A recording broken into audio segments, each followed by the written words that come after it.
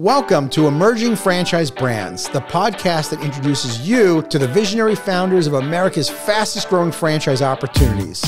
We'll also hear from industry pros as they share insights on what it really takes to achieve the elusive milestone of 100 plus locations. I am your host, Frank Feely, founder of I9 Sports, and my 20-year journey from inception to acquisition has given me a unique perspective on how to succeed in franchising. Join me as we welcome today's guest. Well, hello everyone, and welcome to the Emerging Franchise Brands podcast. On today's episode, I have Genevieve Weeks from TUTU School. Genevieve, how are you today? I'm great. Thank you so much for having me on. I'm excited to talk to you. This is going to be awesome. I'm looking forward to this episode too. You have quite the story on how TUTU School started and your background. So let's kick things off and share with us, how did you even get started? I know ballet was your passion, and want to hear all about your franchise journey. Yeah, well, so I was a professional ballet dancer, a performing ballet dancer for many years. So ballet has always been a very big part of my life. And in the later stage of my performing career, I was really in between gigs. I had started teaching at other schools and had really fallen in love with teaching the youngest students. So, kids that were 3 years old or so, which I always tell people is, you kind of have to be a special kind of crazy to really love herding a bunch of 3-year-olds around a ballet school or around a ballet studio. But I did. And I also, honestly just really realized that it's what I believed in the most about ballet, that sort of first exposure, getting to really lay that foundation for children that hopefully makes them a lover of the arts for life, regardless of what they do with their life. But just really seeing that formative role that music and movement can play in the life of a child when you get to be a part of that introduction is a truly magical thing. So I fell in love with it. And then an entrepreneurial piece of my brain also started noticing that at traditional dance schools, that was a really neglected age group. So it was the mindset at sort of traditional dance schools where they taught all ages and all dance styles was kind of, somebody go teach the 3-year-olds on a Saturday morning. And there wasn't a lot of thought put into how you train teachers to work in a really developmentally appropriate way with such young children. How you would maybe set up a space so that it's going to be incredibly inviting and nurturing for very young dancers. All of those things that I thought would just make the experience more tailored to this really unique moment and what's still really a milestone moment. A lot of kids, that's still something where it's like, where are they going to take their first ballet class? When are they going to have their first ballet class? Again, whatever other interests they end up pursuing in their life. And then another sort of piece that I realized was that there was this whole movement towards in kids services of like mommy and me, parent and me, caregiver and me classes starting as young as 18 months. And a lot of dance schools didn't even let kids come in until 3, So I saw all of this possibility and a way that maybe you could have a ballet school that would just be totally tailored and hyper-focused on doing nothing except introing ballet to very, very young kids. And then when they want to study more seriously later on, or if they want to explore other styles or whatever the case may be, try new things, that they would graduate out probably around the age of 8, which is when you need to study more seriously if you're going to do that anyway. And so I just started playing with that idea in my head, filling notebooks with what the brand might look like and how we would handle this and how we would roll this out. And I told my husband, I think when I retire from performing, this is what I want to do. I want to set up a boutique ballet school. And this is what we would do and focus on. And now in words that are famous in our family lore and business lore, he said, why wait? And so before I'd even retired from performing, we started looking for a space in San Francisco, launched the first one in 2008. So we just celebrated our 15th brand birthday this year. Congratulations. Thank you. Thank you. And then about 5 years later, decided to start franchising after, I sort of had realized we had 2 by that point on our own, one across the Golden Gate Bridge in Marin County, and then the first one in San Francisco, and really realized they could be anywhere. And there was no way I could open all the TUTU schools. There could be myself. And so turned to franchising. And in that time, in those 10 years since we started franchising, have grown from those first 2 locations to we just signed our 93rd location. Wow. Yeah. So we've been on a fun, wild ride since then. 93 locations. How many states? That's a great question. Someone just asked me that, and I have to refine our tally because we have a map at TUTU where we put pins in, and we just added a couple new states. We just signed Idaho as our 93rd location, and that's a new state for us. So I'll have to go look at our tally and get you an update answer. But we're across the country, and then we have a location in Canada, and we are getting ready to open our first location in the UK. Okay, let's talk about going over to the UK. So what prompted you to decide it was time to go really, over the across the pond? Yeah, the story of our growth so far, and we'll see what happens in the next chapter, but is that it's been very organic. So we've grown this far at this point, really from, people within our community, either people who discover us, which sometimes happens, they just hear about us and they think, oh my gosh, I want to know more about that and own one of my own. But a lot of times it's maybe a past TUTU school family that moves to a new community and doesn't, there's not a TUTU school there, so they want to open one.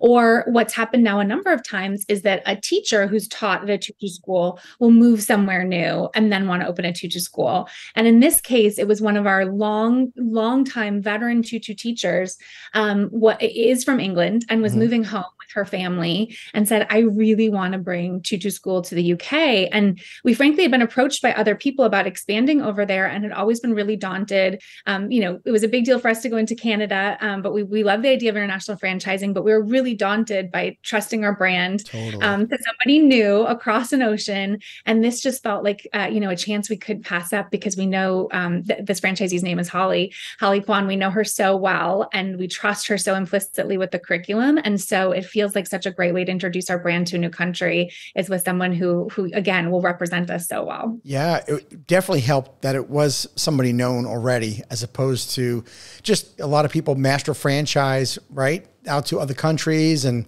you kind of hope that they're going to follow the system and be able to replicate what you did here in the US. But you certainly had an edge by having that known person with Holly. It feels good. Yeah, it feels good right now. I'm sure we'll explore other, maybe potentially master franchisor relationships, in other countries as we continue to expand. But right now, this really sort of organic way of taking that leap felt right for us. Yeah. Okay. Well, your franchise brand in it, compared to a lot of other brands that I interview, you're much further along with 93 locations. Most of the people who I interview are usually generally under 50 locations. So with that said, I really want to kind of hone in on that expansion of your business, because you are much further along.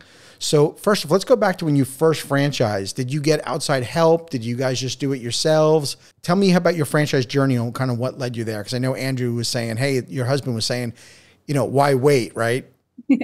Yeah. And then it just happens, right? You decide to do it and then it just happens. Yeah. No, I think I would never say we just did it ourselves, although I do think that we were a little bit more of a DIY model than others, in that we had one really lucky component, which was that, one of my best friends had very successfully franchised her business. And I always tell people that I don't know that truly, I don't know that the idea to scale in this way would have occurred to me. I think I was definitely somebody who thought of franchising as like some of the more traditional franchise concepts that you hear about, in food and fitness. And I don't think that I would have thought, oh, you can franchise a boutique ballet school. But she had a bridesmaids boutique, Bella Bridesmaid. Her name is Bridget Brown, that she'd franchised very successfully. She's since sold it. It was acquired. But that was the thing that planted the seed for me and said, oh, I think that could be an interesting way to scale TUTU school.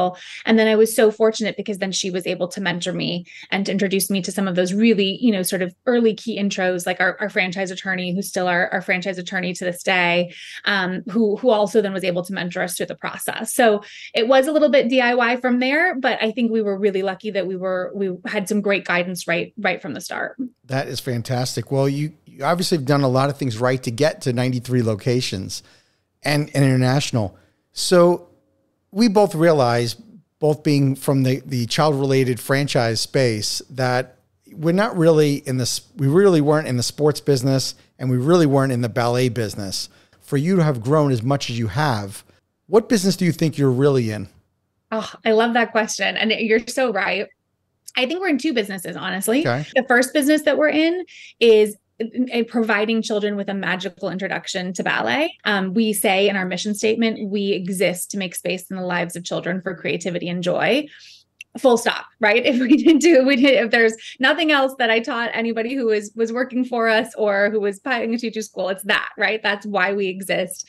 That's the most important thing. And I think that's the business that we're in. We believe so much in the power of creating spaces for children to just be creative, to be joyful, to get to discover who they are. And in our case, that's through music and movement. And then I think the second business that we're in is creating that space for creativity and joy for entrepreneurs. So our mission statement does actually have two parts. And we say that that's the other reason we exist, is to make space in the lives of entrepreneurs for creativity and joy. And I think we're in that business too, is really fostering, the dreams of our TUTU school owners, each of whom I think of as founders in their own right. Mm-hmm. And you've mentioned that, we've been able to grow to 93 locations.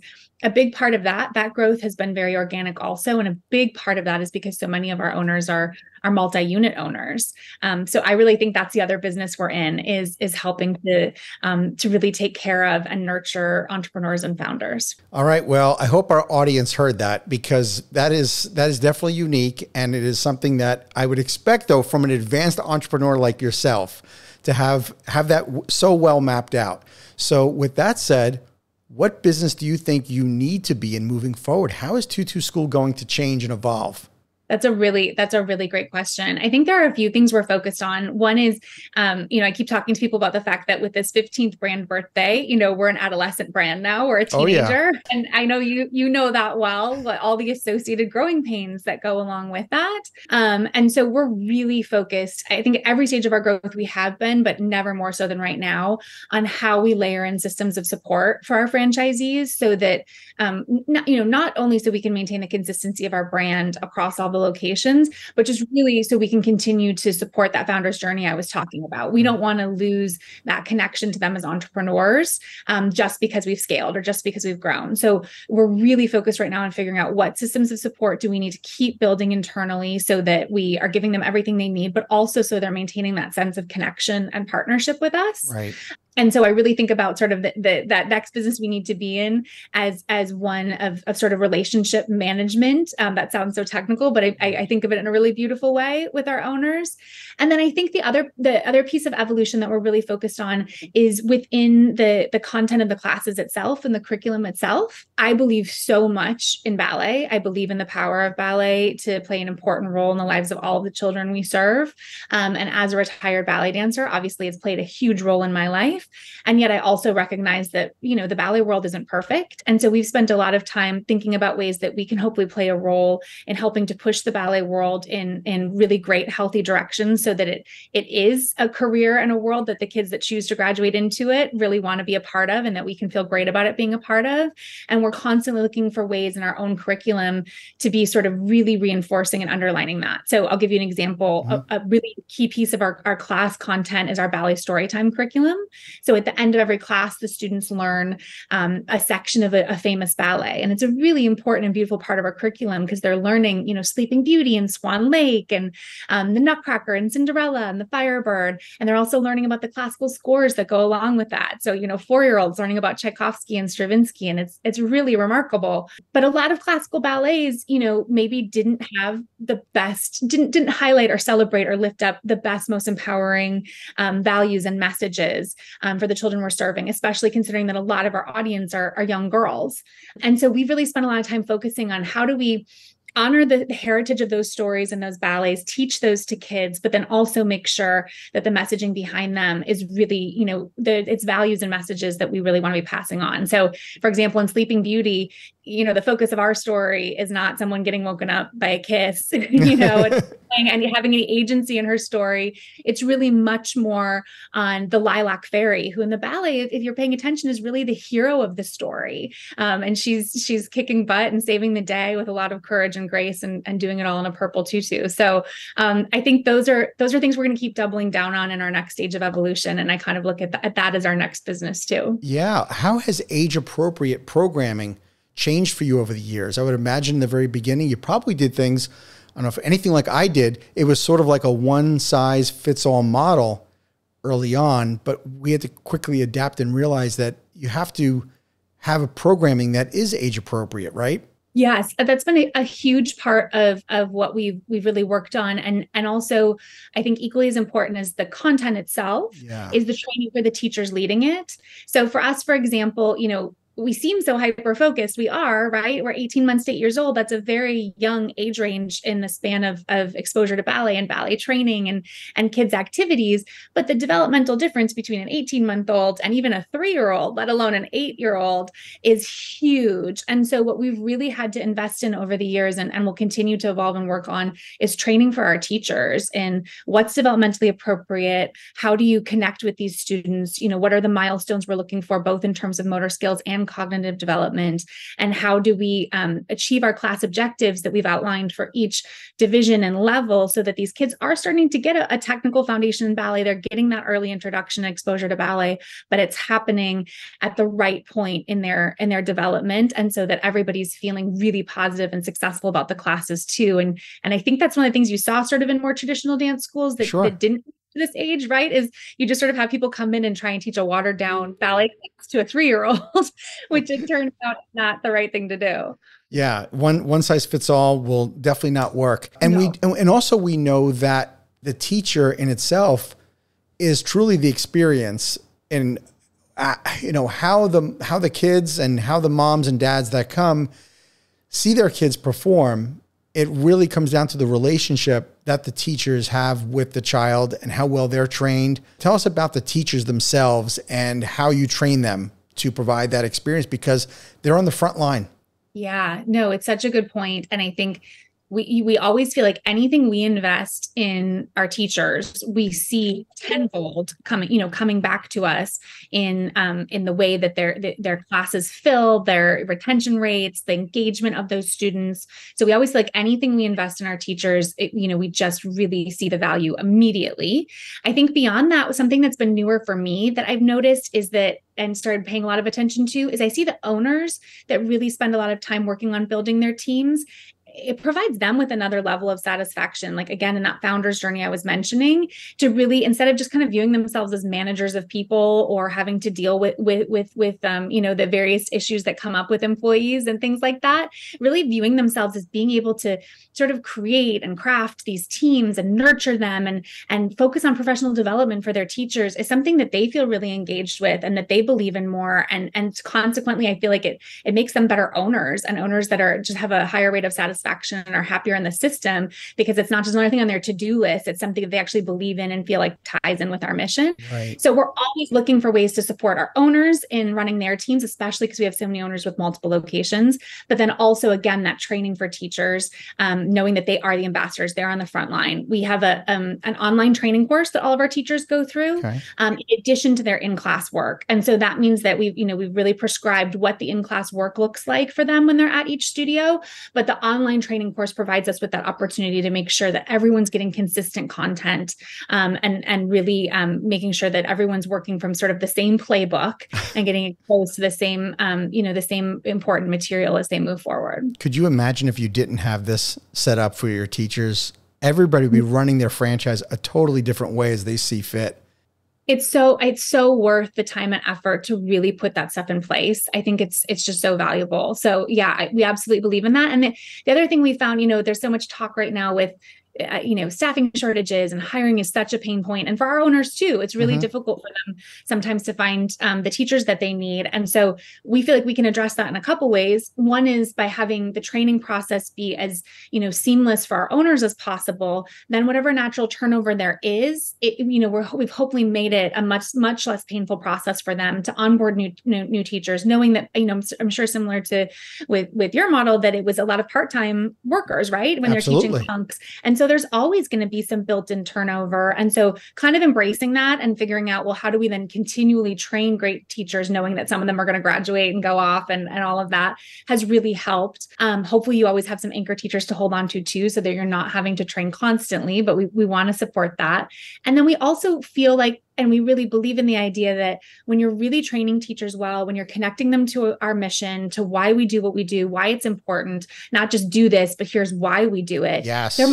more likely to stay a lot longer because they believe in the brand, they believe in the company, and they want to be a part of this. And so there is more longevity to sort of each hire when you're investing the time in training. And I think sometimes it feels counterintuitive to owners, that they maybe think the other way. Well, I'm just gonna have to train somebody else in a few months, why bother? And it's like, no, actually, the more you invest in training, the more likely you are to have that employer, that teacher stick around for a lot longer because they're going to believe in what they do. Totally. How do you balance though your franchisees, their entrepreneurial spirit with the system, because you're so system focused, yet your model is all about creativity and art? Yeah. To me, honestly, I feel like that's sort of like the walking that line is franchising, right? Because I feel like that's what both the beauty and the challenges of franchising are, that you are hopefully looking for really entrepreneurially minded, I'm having trouble getting that word out, but people who are meant to be entrepreneurs. Sure.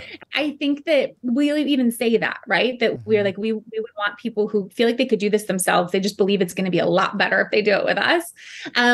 And so I think given that, that you're going to have people who also then want to be creative. They want to take initiative. They want to do some things on their own. And so I feel like walking that line really, to me, kind of is like the crux of franchising, is how do you provide the support and the consistency and the guidelines so that then you have this really beautifully, represented brand, and really high levels of quality across the system, but then also maintain a level of independence for your franchisees so that they feel really empowered. They feel like entrepreneurs, and that keeps them engaged. They're not passive. They're not just sort of going through the motions, but they really believe in what they're doing. Because I think that leads to a lot more success. So I guess an example I would give is we maybe take a slightly different path, even with our space, with our trade dress. So we are a bricks and mortar concept. So we do have, physical studios, and we have definite guidelines. And when you walk into a TUTU school, you really look around and you say, oh, this is a TUTU school. It's very branded. There's an immediate impact. It's so important to us.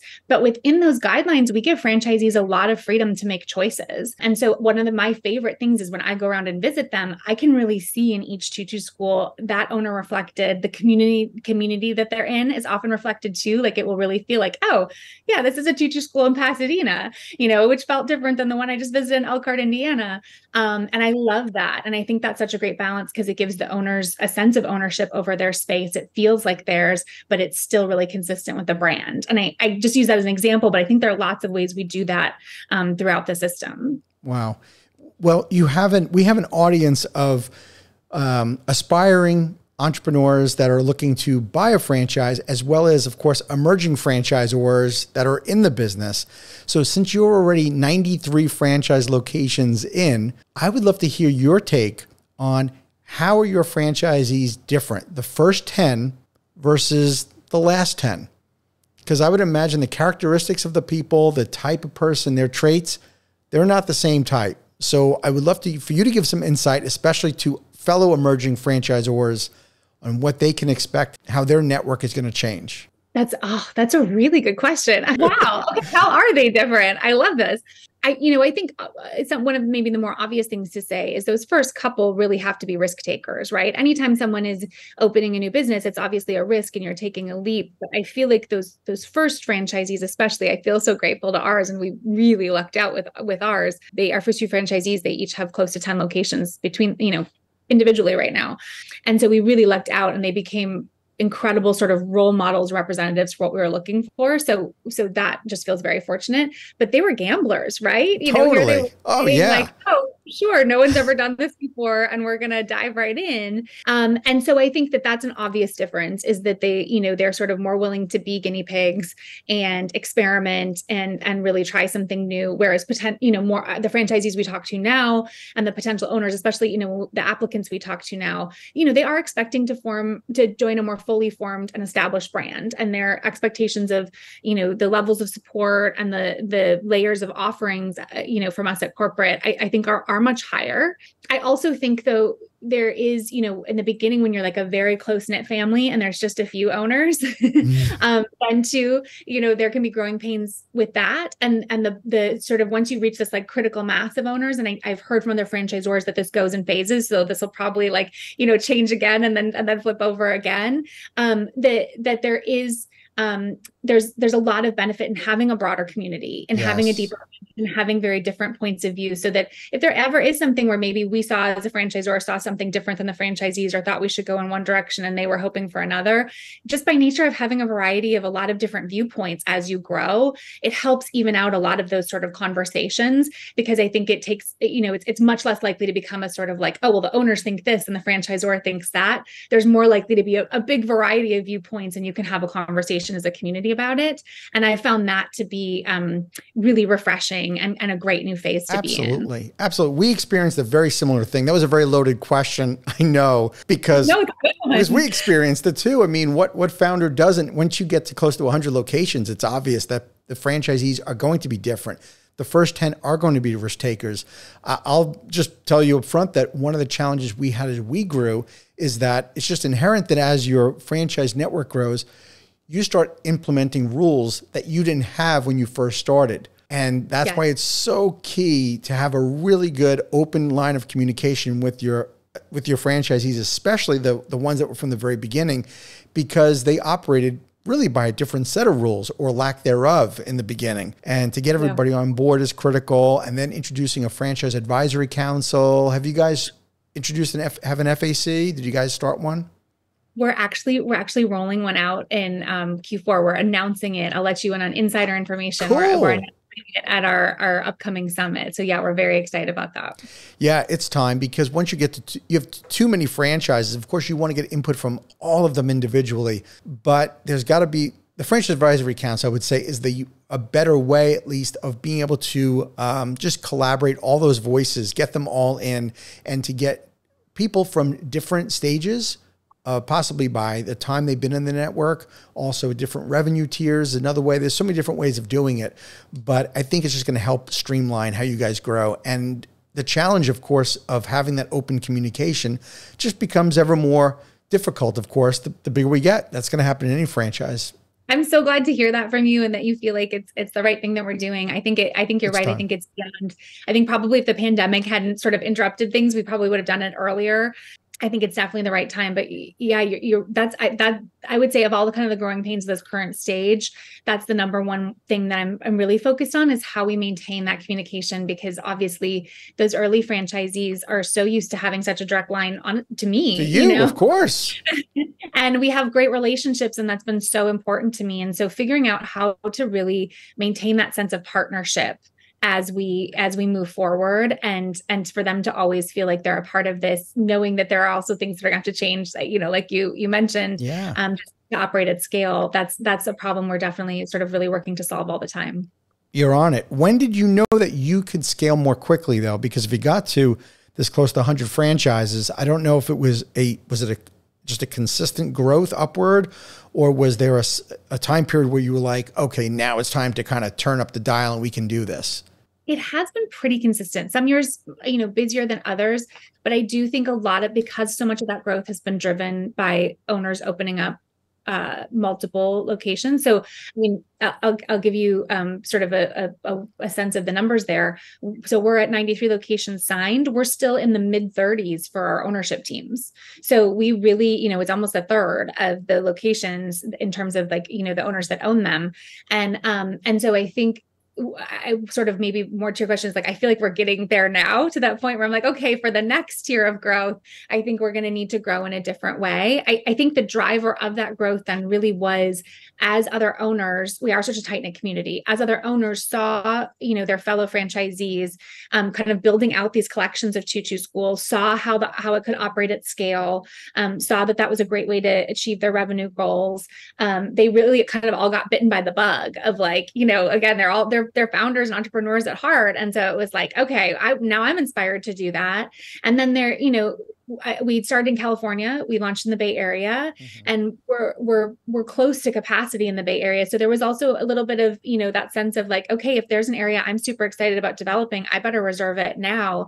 And so we have done a lot of area development deals and agreements with our franchisees and our existing owners. And we try and really be generous in those terms, because I always feel like I I love the way we've grown with our existing owners and having so many of our owners then have their own collections. And so my preference still is, even though I love getting new owners in, my preference is if I know this owner and I know what they can do, I am willing to hold on to a territory for a little bit of time. Totally. And put a deposit on, knowing that they're going to develop it and add it to their collection versus taking a new risk on somebody new, even though I love doing that too. Right. And so I think that's been a big part of our growth, is that we have worked strategically with our existing owners to just kind of say, okay, so what's your dream scenario for this area? Or, oh, you mentioned that you were really excited about that territory. Let's map that out. Let's get some deposits down. Let's map out a development timeline and let's figure out how you're going to build it out. And that's been great for everyone involved. That is awesome.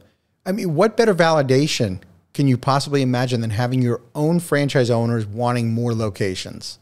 I have to remind myself sometimes I'm like, oh, this is a good problem to have, because what we try and have very good open dialogues with all of the owners in the system. So if someone's planning to reserve a territory near them, we always let them in on that and talk about it. So sometimes you do have this, the issue of like, oh, but I want that, or I want to reserve this, and I always have to remind myself, when you're trying to do that puzzle piecing together of territories, it's a good problem to have. But the people pleaser in me always wants to make everybody happy and just give TUTU schools to everybody. Of course, of course. It is definitely a puzzle. And I found in my experience was that there were people that they always wanted to bite off more than they can chew. And as much as I want to give a franchise owner another location, they've got to start developing their first one. They really have got to get that business up and running before they get, 2, 3, 4. I don't mind selling them in advance, but we really have to have a plan on how they're going to open these locations up, because we're only hurting the brand if we don't open one next door, because there is competition. And I didn't ask you that. I meant to ask you earlier, but are there a bunch of ballet school franchise competitors? There's not much. There are a couple of things that are similar to us, but not at the same stage of growth. And then I think one of the key differences between us and some of the other concepts that are out there is there are things that are not bricks and mortar. So maybe they go around to preschools or rec centers or things like that. So we're a little bit unique in combining the concept with a bricks and mortar studio. But yeah, I think, there are a few others out there. Another line I always try and walk is kind of as being aware of competition, but really keeping our eyes on our own paper. Totally. Having people like in legal and stuff that are keeping an eye on, like, I think that thing on their website looks like it's exactly like the thing in yours. They can deal with that. And I'll just kind of keep my head on my paper. But I think we are really lucky in that we did identify this white space first, and certainly we're the first to try and address it at scale. And so we do have a pretty big head start on anyone that would come along after. Yeah, that's great. And there are going to be copycats. It's a natural part of the business. I always said to my franchisees, because they would get frustrated if somebody literally just copied what we were doing. I would say, guys, as frustrated as we are that somebody's a copycat, do you have any idea how frustrating it is for them to be the copycat themselves? Because here's the problem. Here's the problem. Genevieve, they don't know why we do what we do, right? So when we know exactly why our programming is set up the way it is, the way our fields are set up. But what happens is when somebody copies you, they start cutting corners because they don't have the same value. They don't know why you're doing it. So they start picking and choosing the things you do. So they're not really copying you totally. And then the other problem with being the one that's copying is that they don't see around the corners. Our franchisees can see to the future. They know where we're going next. And I would tell our franchisees, I'm like, guys, you're dragging them around like a puppy dog on a leash. They have no idea where you're going, but you're dragging them around and they're getting exhausted. So as like annoyed as we are, just think how they feel, because they don't know what's next. I love that. That's a great, remember that how frustrating must it be for them? Because it's true. I think sometimes when I even, I'm like, I'm not that worried about it. Sometimes our franchisees do take it really hard, especially if it's a situation where they see someone in direct competition to them that they feel like is doing it unfairly. I'm going to remember that. I really love that. Cool. Well, it is exhausting for them. And the other thing is that if we take care of our customers, there's nothing to be worried about. Yep. I'm such a big believer in I feel like what we're doing, even if somebody tried to replicate it down to the last little detail, to your point, I think especially for us being, such a mission-driven company and having worked so hard to infuse that into every aspect of our branding and our company culture, I just know that there's no way to actually truly copy us. And so I feel so strongly that if we just keep doing what we're doing, we can kind of let other people do what they're doing. And at the end of the day, there's real strength in what we're doing. You don't need to worry about it. No, and there's enough business out there for everybody, really. There's that too. When I was opening up the first school in San Francisco, I will never, ever forget. So long before franchising, our space was not going to be ready on time. And we needed a space to open or to host a birthday party that I'd already committed to. And I reached out to another dance studio that was catering to very similar ages. And I will never forget this woman who could have been completely threatened by me, because that's a thing that happens not just in business, but especially, frankly, with dance studios sometimes. And I will never forget, she said, there are so many children in San Francisco, and I would never claim that I'm the only person who could or will, introduce ballet to all of them, and she welcomed us into her studio. We ended up using a yoga studio instead because of location, but I've always remembered that, her proceeding with that sort of generosity. And clearly also, the thing I took away from it was the confidence she had in what she was offering, that she was so confident. And so it wasn't threatening to her that we would even come in and use her space. I think now back the gall that I had to ask her, but I'm so glad I did, because it was such a beautiful lesson for me as a young owner and entrepreneur. Yeah. And the other thing too, I tell franchisees is that when you have copycats, the only way they can exist when they copy what you do is that you're raising the benchmark. You are raising the level of play so that anybody that's playing under you is going to disappear. They can't exist. So in order for somebody to copy, they have to come up to what you're doing. So you're raising the bar. You're making a huge impact on girls. In other words, when even people do copy us, you're making an impact greater than yourself, greater than even TUTU school. Yeah, I love that. Creating a legacy. That's such good advice. Thank you. No, you're very welcome. Well, let's talk about your corporate team though, because you must have a pretty big staff. You're not doing this all on your own. Tell me about the team. We're still pretty lean. So we have at HQ, we have actually in the head, we call them twirl quarters, but in our TUTU headquarters itself, we have a team of about 6. So we have a director of franchise training and support who also oversees the brand studios. We have 3 brand studios still, with a 4th on the way. We have a franchise coordinator. We have the school coordinators who run the brand studios. And then also something we're a really big believer in is part of the reason for having those brand studios is to take what we learn there and share it with the franchisees. And so each of those school coordinators also has a component of franchise work that they do, one with a real focus on social media, and another in our technical support and training in our software operations for our owners. And then we have a couple of operations associates that are the real heroes that just in whatever gaps come up, as well as then, we operate with a number of contractors. So we have like a fractional CFO. We outsource a lot of our digital marketing and additional social media support, graphic design, things like that, that maybe someday we'll bring in-house. But right now we work with a number of different vendors that feel like they're a part of our team on. Right. One of the biggest surprises I found, I'm not sure if this is the same for you guys, is I was so surprised on how much business coaching we were going to need to do. And that most of our franchise owners, this was their first go at any business. We were teaching people how to read a P&L. Like there were things that I just made this assumption, like people were buying a business that they had done, not necessarily they had been in business before, went to business school, but that there was a foundation of business knowledge. And I was kind of surprised, like, oh, wow, we're actually in the business, we're in the business coaching business, right? And tell me about your franchisees. What is a common trait or background of your franchise owners? What do they look like? So all of our locations are female owned. Some of them also have, and that's not a requirement. It's just the way it is right now. And I do love that we're a community of women entrepreneurs, but again, not a requirement. And some of them do own them in partnership with another partner who, might be a spouse. So we definitely have owners that are male too, but all of them have at least one owner that's at least a 50% stakeholder and is a woman. A lot of them are parents. A lot of them are moms who maybe, left another career because they still want a job where they worked outside of the home, but they were looking and they're still willing to put in a lot of hours and a lot of work, but wanted flexibility and wanted ownership over their own schedule. So that's a real common thread that we've seen is, potentially moms leaving a job in corporate America, and then looking to have a business of their own. I would say, again, we have a number of owners that were past TUTU school parents or owners that were past TUTU school teachers. And I always love that because I feel like then they really experience the brand sort of from the inside out.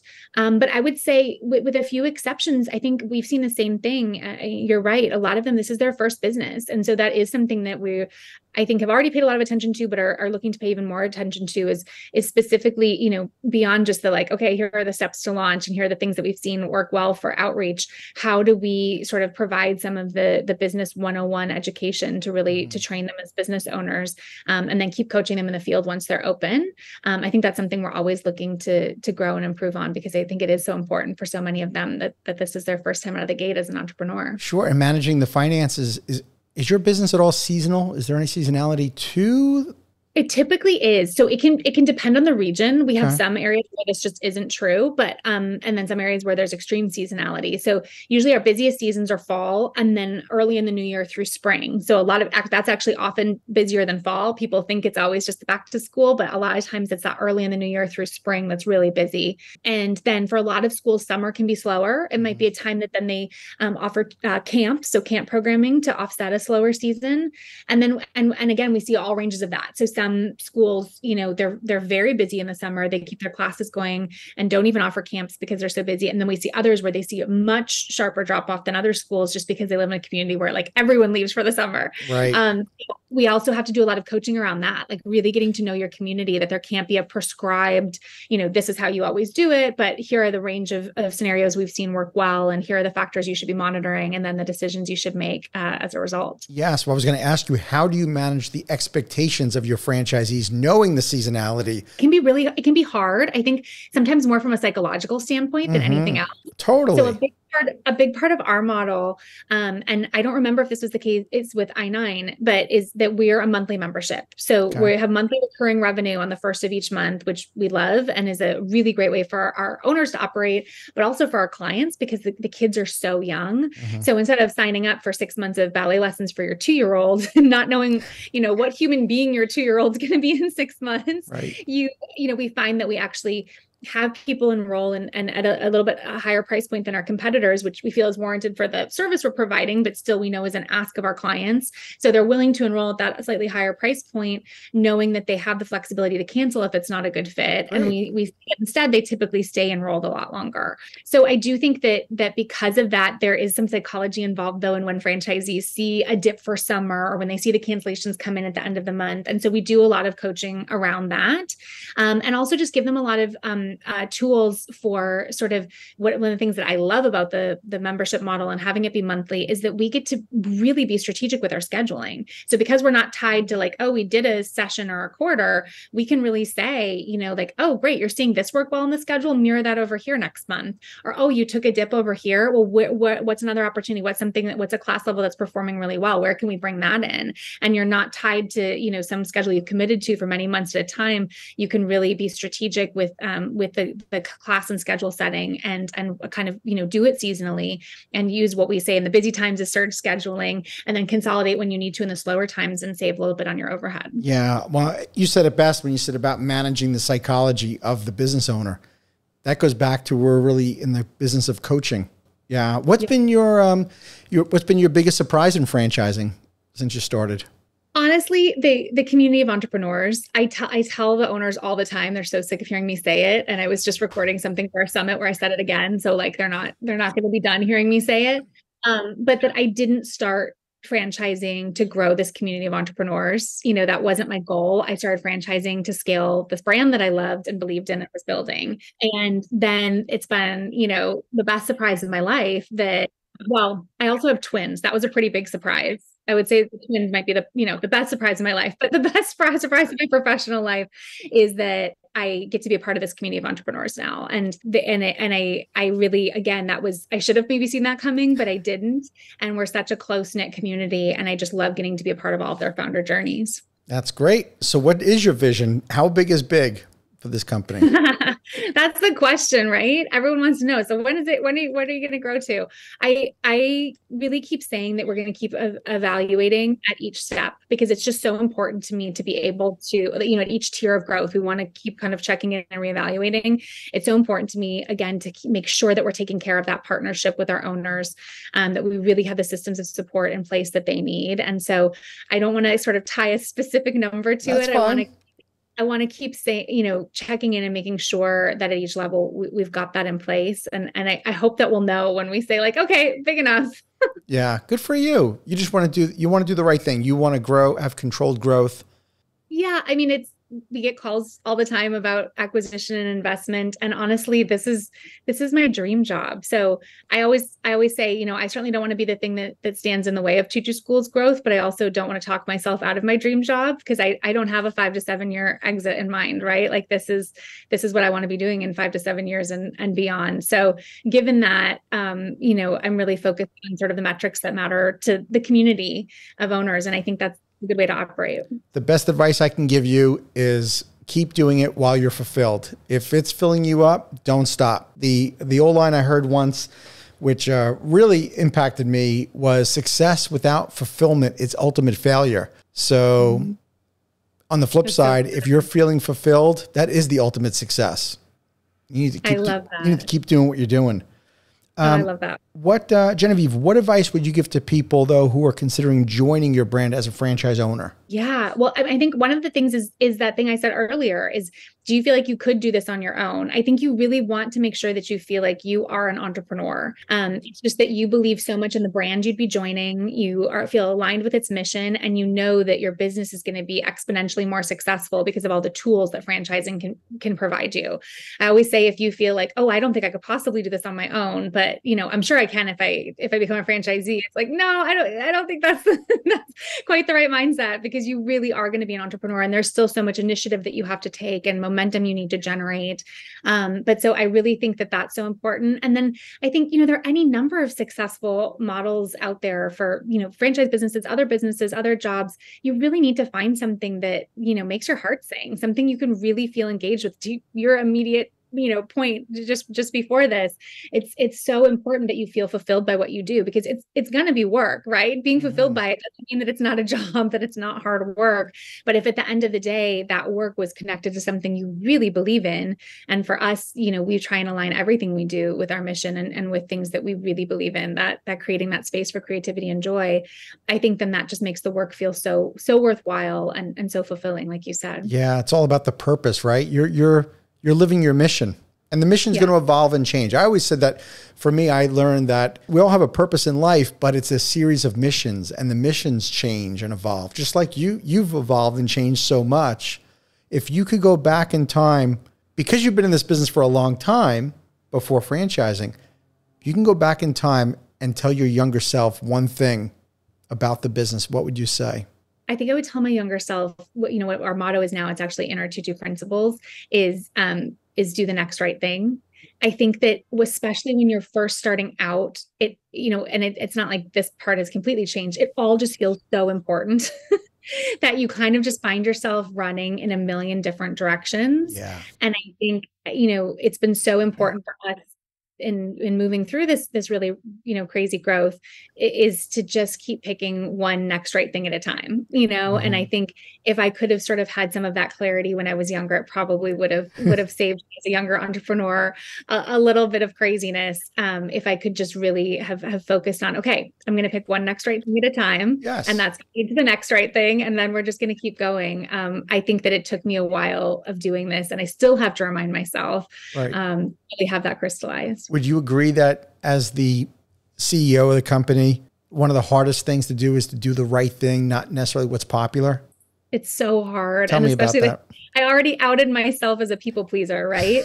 And I think it's another one of those tricky tightropes to walk, because, it's interesting when we're working with a strategic advisor right now that I really admire. And we've talked to a lot of other people sort of about what franchisors traditionally do. And I think, on one hand, then sometimes that makes me realize ways in which, like, maybe there are things that we've done or haven't done because I haven't wanted to upset an owner or a franchisee. and that I need to, I really need to make sure that we're looking at, like you said, what's right for the company and what's right for the broader brand. And then I also think what makes it even trickier, though, beyond my people pleasing, is that I do think a little bit of that is our superpower. When I was talking about the way we set up area development deals and things like that, I do think it's a differentiator for us that we are so franchisee focused, and that we really do try and make sure that we're always in partnership with our franchisees in the way in which we expand. And so it's not always that at the end of the day, and I certainly know this is not true of all franchisees or franchise systems, but I see a couple out there where it's just like, how can we get the most royalties? How can we sell the most territories? Right. And so I think the fact that, if anything, we tend to err on the other side is a little bit of our superpower. And so I think one of my challenges as a leader is discerning the difference between the two, right? So something important for the brand, and that's for all of us, that's for our whole community. And I need to, even if I'm upsetting people, do the right thing. And when does it kind of go into that other category of like, oh no, maybe some of this sort of a generous way of doing business is really a part of what sets us apart and is a part of our strength. And I think that's something I'll probably always be working on, is figuring out the difference between those two. All right. Well, yeah, I don't want to, let you down at all, but it's going to get only more challenging from here. Sorry. That's just tell me that. Don't tell me that. And if you think having a franchise advisory council is going to solve all those problems, they've just begun. But it's part of the growth.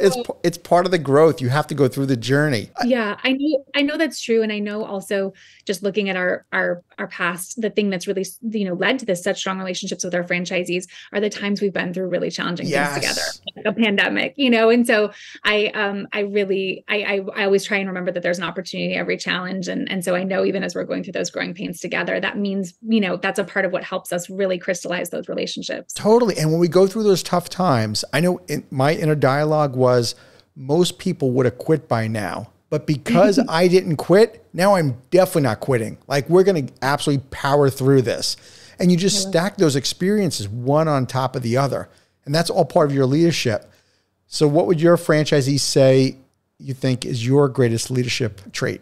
Again, just for the summit that was coming up, I was recording something and I was thinking back to, they all surprised me for our 15th brand birthday. And they came together with this really beautiful tribute that made me absolutely, just reduced me to a lot of tears. And it was very kind. And what they said was, they said a lot of different things, but we say at the end of every class, we say thank you for the magic.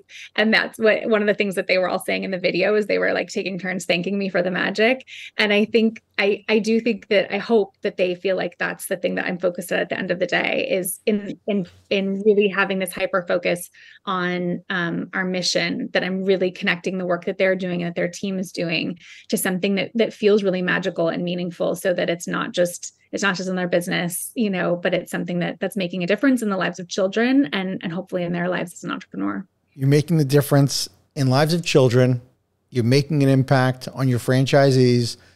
You're making a difference with their employees, and that's got to feel just incredibly special. Did you ever imagine that you'd be here in this position? No. I mean, I think sometimes it's like, right, I go back to my performing years and think like, oh, it'd be really interesting to go backstage and talk to me, during some rehearsal or some performance, and be like, hey, so just, in X number of years, you're going to be leading this company that's pushing 100 locations. I don't think I would really know what to do with that information, but I love, and I'm so grateful for the fact that I still get to be connected to ballet, since that was my first love in all of this. You know what I love? You don't even have an idea yet on the long-term impact you've made on these girls yet, because just how long you've been around. You just you have no idea. You must have seen that with I-9, right? That you get to start seeing these kids as they grow up and what they're doing. 20 years in. Is like just going to college, which is exciting. But Yeah.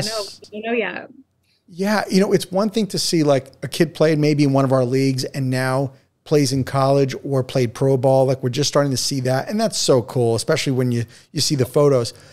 But the bigger impact on when we have somebody that played in the league and now they're old enough that they're just starting to have kids and their kids are playing in the league. They're coming. That's so fun. I love that. Yeah, I can't wait to TUTU schoolers bringing TUTU schoolers. I love that. Yes. And the impact, and the mom saying, I remember when I went to TUTU school, and I remember when, I wore that, or I did that performance. And the difference you're making in their lives in confidence, right? Yep. And social skills.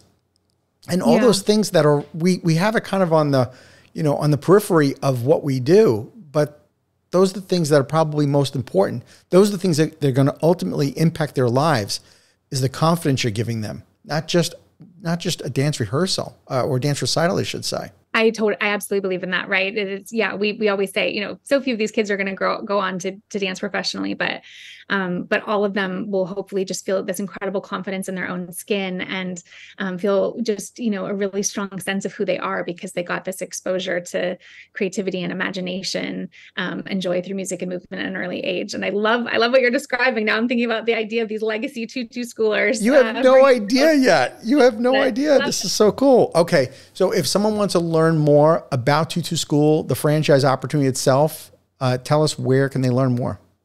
Absolutely. So you can follow us on social media at TUTU School. And then our website is just tutuschool.com. There's a franchising tab there with an inquiry form that you can fill out to set up an initial call and learn more about the ownership opportunity. That's great. Okay. And I have to finish, Genevieve, with one thing. I call it the tip jar. Since the franchise community is so generous, you've been so generous with so much info. And I asked you a lot of different questions because of how far along your franchise has come. But this tip jar, I asked franchisors such as yourself, what's a piece of advice you could give to an aspiring entrepreneur that's going to franchise their concept? What would you tell them? Yeah, I love this. And the thing I would say is start thinking about scale well before you're ready to franchise. So I think if I had to go back to when I had that first studio and it was me in a room by myself, I would have started from the very beginning thinking about how would I tell somebody else to do this? What systems, what processes can we put in place so that this is something that we can replicate somewhere else? And even if I'd never opened a second location, even if I'd never franchised, there would have been no downside because it would have made our operations and everything about the business, just a better, more streamlined operation, working really efficiently and able to focus on the things that matter. And then it would have also made the process of actually scaling a lot better. I think that when you look at things through that lens of growth and scale, even whether it's just for simple things like inventory and ordering, but let alone some of the more complicated issues. I think that you approach every sort of challenge, problem, issue differently. Mm-hmm. And so, and I again think there's really no downside to starting that earlier on, versus kind of oh, here's how I operate when I'm a non-franchisor. And now that I'm going to franchise and scale, now I'm going to look at everything from that perspective. I just think there's no downside to starting to do that right from the beginning. That is one of the best pieces of advice I have gotten yet. Yay. Oh, I'm so glad. Yep. That is fantastic. Genevieve, thank you so much for being on the podcast. Thank you for having me. I look forward to continue watching the growth of TUTU School, now going international. So I wish you all the best, and let's stay in touch. Thank you. I'm so glad to be connected to you and just so impressed by what you built as well in this kids services space. So I'm really grateful that we connected, and thank you for such a great conversation. Thank you. Thank you for tuning into the Emerging Franchise Brands podcast. For additional insights, guest applications, and to stay connected, visit us at efbpodcast.com.